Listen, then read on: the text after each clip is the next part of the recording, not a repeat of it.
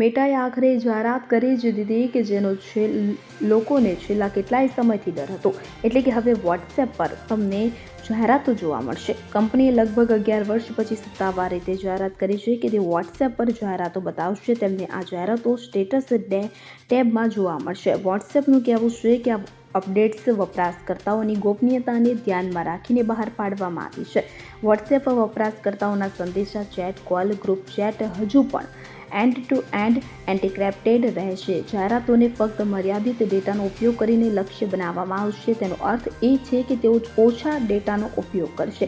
જો તમે તમારા વોટ્સએપ એકાઉન્ટને મેટા એકાઉન્ટ સેન્ટર સાથે લિંક કર્યું છે તો તમારી જાહેરાત પસંદગીઓ અને માહિતી મેટાની અન્ય એપ્લિકેશનો સાથે પણ શેર કરવામાં આવશે. તમારો ફોન નંબર જાહેરાતકર્તા સાથે શેર કરવામાં આવશે નહીં. ઉપરાંત ખાનગી ચેટમાં કોઈ જાહેરાતો બતાવવામાં આવશે નહીં. મેટા આ સુવિધાઓ વૈશ્વિક સ્તરે રજૂ કરશે. આ સુવિધાઓ iOS અને એન્ડ્રોઇડ બંને પ્લેટફોર્મ માટે હશે. જો કે તેમના લોન્ચની ચોક્કસ તારીખ જણાવવામાં આવી નથી, પરંતુ તે આગામી થોડા મહિનામાં રિલીઝ કરવામાં આવશે. Bureau report CN24 news. હવે જુઓ દેશ દુનિયાની તમામ ખબરો તમારી આંગળીના ટેરવે. ઉઠાવો મોબાઈલ અને Google Play Store પરથી ડાઉનલોડ કરો અમારી CN24 ન્યૂઝ મોબાઈલ એપ.